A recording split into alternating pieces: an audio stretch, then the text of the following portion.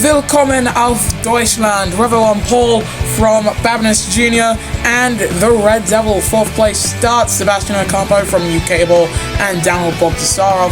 Then it's Dav Sanchez, Iker World. The 8 starts 8th. Then it's Tommy, Marcus Nelson, Lars Leclerc, and Mohamed Nawawi. Catfish starts 13th from Remy Lebeau and Anot Q. Then in 16th is Volstad, having a pretty shoddy qualifying. Then it's Pablo Sierra, Tenali Gabo, new face Zach Wallace in the 52. Then it's Pierre Gasly, Ben Allen Lee, and Zay Lane.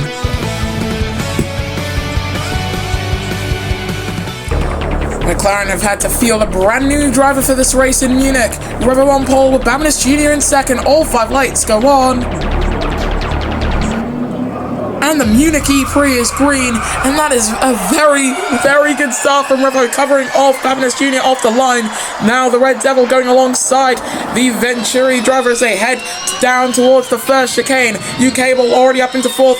Ocampo drops to 6th as Gabo gets a 5-second time penalty further back for causing a collision. Out in front, it's still Revo from the Red Devil and Babinus Jr. UKable swings very wide there, but he's now going to have to defend and fails to defend from Dav Sanchez. Zay Lane in the midfield, getting a 5-second time penalty. The two McLarens there colliding with each other. They're so close together. How are they not touching? Volstad just about getting himself up ahead his teammate, but they're still side by side, side drafting 3 wide at the back of the pack. Babinus Jr. has been passed by Dav Sanchez for 3rd, but we're not watching that in the slightest. This is insane. Lunges, and oh my goodness, big collisions. 2 drivers off. That's Volstad and a Nissan, and Q's been forced off the track. Pierre Gasly's been hit.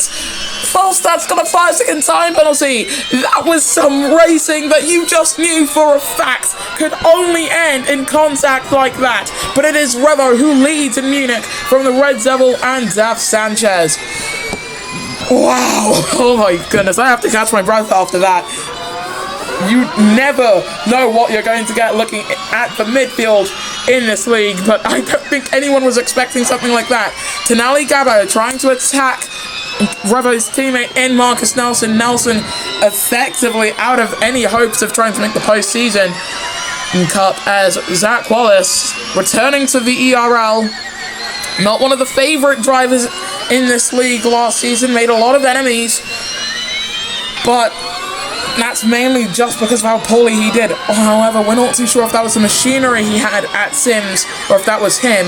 Now with proven machinery at McLaren, now hopefully we can see him try and go for some points, but he qualified low.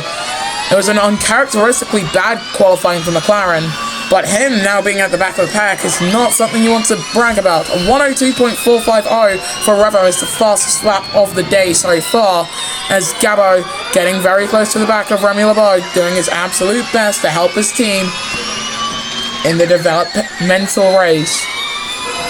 Goes alongside the chase. On board with Catfish in the number 2. He's on the hard tyres. Right now, I'd be guessing if it all went to Sims' plans, I'm guessing that they're aiming for a 6th place finish here today. If they get better, don't be surprised. If they crash out, also don't be surprised, because this is Munich. So much happens in Germany while we go racing that you cannot predict how a race is going to finish. It's not like Monaco, where you know for a fact you're going to have a massive crash multiple times in one race. It's like it's Daytona, and you've got the big one, and it's not a question of when it's going to happen, it's how many times it's going to happen. As UKable on the back of Babinus Jr. losing some time going down the start-finish straight as we go into lap 4:15. Attack mode's been online for quite a while, but it just hasn't seemed to be working for too many drivers in terms of the top 6. In terms of behind the top 6, Bogdasarov on the back of Iker World, he's trying to get past the Trackhouse Renault driver in front. And for Renault, just realising this right now, there are in the top 10, 4 Renault-powered drivers, and only one of them is a Renault, and he's not even leading them. Pablo Sierra had an equally terrible qualifying. But Bogdasarov, the Frenchman, he does seem to be enjoying this track, but he does seem to be at the same time struggling to try and get past. But he looks to the inside, tries to make a lunge. Last time we saw a lunge going through there, well, it didn't end quite so well for Falstad or Catfish, or I believe it was an Q who also went off. It was the Hong Kong driver. 10 laps to go in Munich. It's been going a lap a minute currently. Hopefully we don't have any retirements, but those soft tires now beginning to reach the cliff in terms of performance, and especially around here you do need quite a ton of grip. Corner cut warning for Ocampo, who's defending from Ica World, who looks to the inside. The former Pinnacle driver looks to the outside now. Apex Pinnacle in the FG Series. Then he joins Trackhouse Racing, who took over the Pinnacle Motorsport outfit, as Ica gets a track limits warning. Interesting from the number 8, who started 8th. He's now up in 7th. He's made up 1 position, but Bob Tasarov trying to undermine that. Looks to the inside, dives down the inside. Can he keep the car in 7th? He can, but now they're side by side as they head into the final 2 turns. As the race leaders now head onto the main straight, none of the top 3 come into the pits. Ica World takes back 7th with the inside line coming through the final 2. Now we've got 9 laps to go, and Bogdasarov has attack mode, and he's not going to use it because he and New Cable are both into the pit lane. So let's see. They're both going to go into the mediums, understandably, but let's see how quickly the stop's going to be. Is it going to be comparable? Because look at that, the power stop is already done, but as for Renault, they were a few tenths slower than they were hoping to be, but still quite a quick and respectable pit stop. Look at these guys flowing through that chicane. Catfish gets a corner cut warning, as did his teammate. We expect a lot of penalties to be given out for track limits, and Q just about missing the wall there, thankfully. Otherwise, that could have been his day over. The 2 Power Motorsport boys are right next to each other on track for the first time in a long while. UK Ball has been showing up his teammate in every which way so far in the chase, and it makes sense because he actually made the chase. Into the pits comes the top 2 and possibly even the top 3. Sanchez stays out, so he will be leading in Munich as Dabanus Jr. stays out, but Tommy comes in. Ocampo also stays out, and Falstad's got another time penalty for causing a collision. He comes into the pits, and he's having a really scruffy day after last time out in Monaco. That race that Falstad had in Monaco wasn't great. He could have easily won, but he had to settle for a lower finish because he hit the wall late on. But in Monaco, that's expected. You're not gonna have the best drivers always winning that race. You're not always gonna have a deserving race winner, but at the same time, it was a gut punch for Falstad last time out, and this time out, that poor qualifying might have just decided his race and possibly even his chase, because the man who can challenge Revo the best for the Chase Cup is, of all drivers, his first teammate, and Leclerc is out of the race! Lawless Leclerc out of the Munich Prix. It's the first virtual safety car of the day at half race distance. And in a race like Munich, Sanchez now comes in.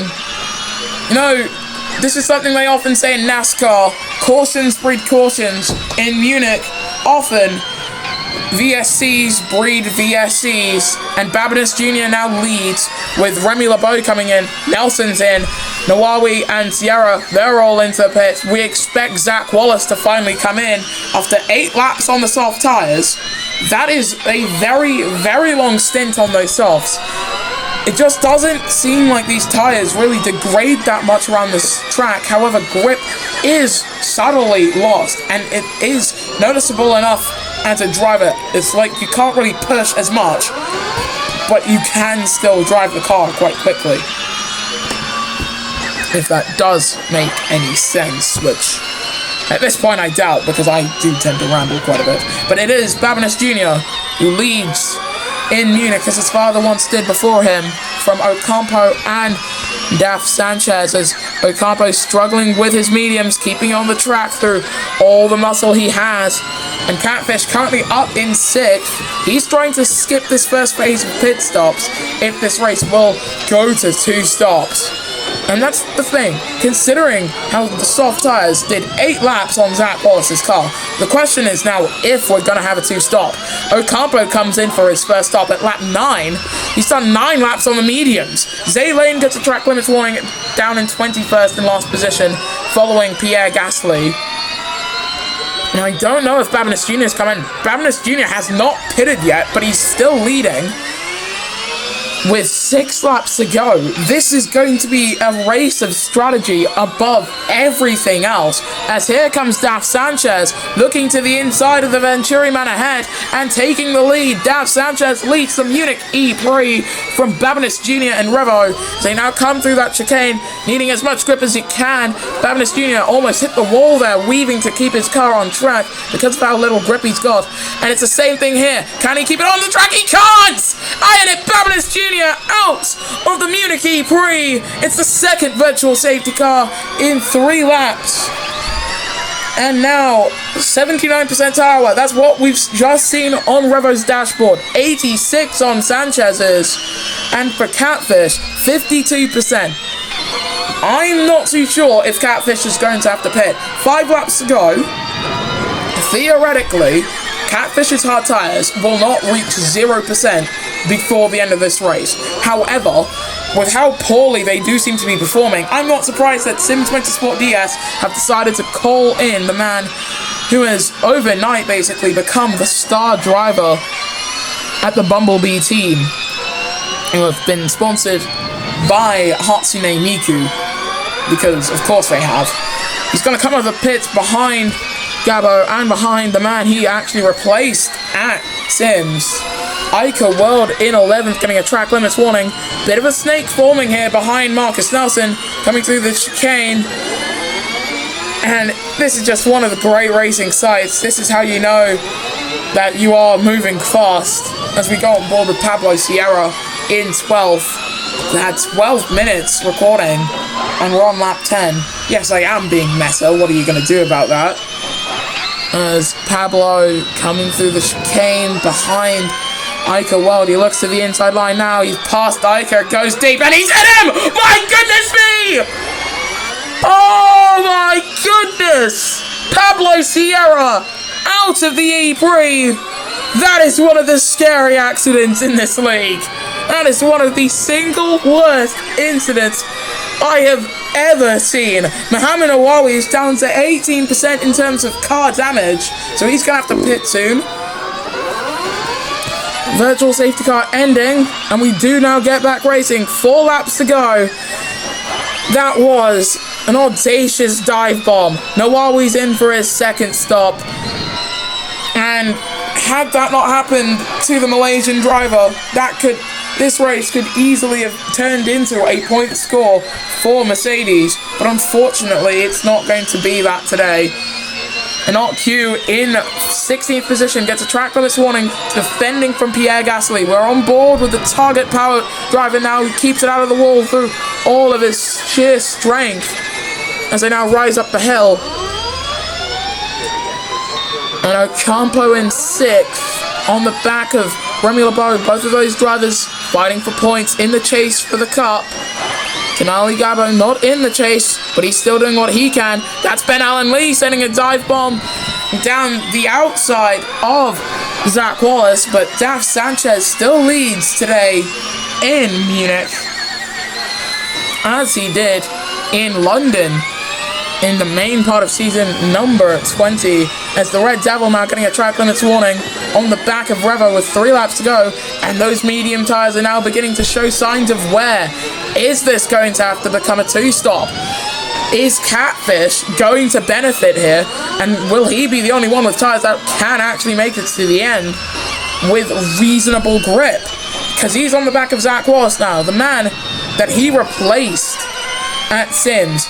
Remy LeBeau getting a track limits warning. It's his first of the day, and now Catfish pulls to the inside. Basically the same car with the same powertrain, and Catfish up to 13th now, and that might just be all the validation that Sims needs to ensure that yes, they did make the right decision in replacing Zach Wallace with 2 laps to go. It is still Sanchez who leads the field, 5 seconds ahead of Revo, who's a further 2 seconds ahead of the Red Devil.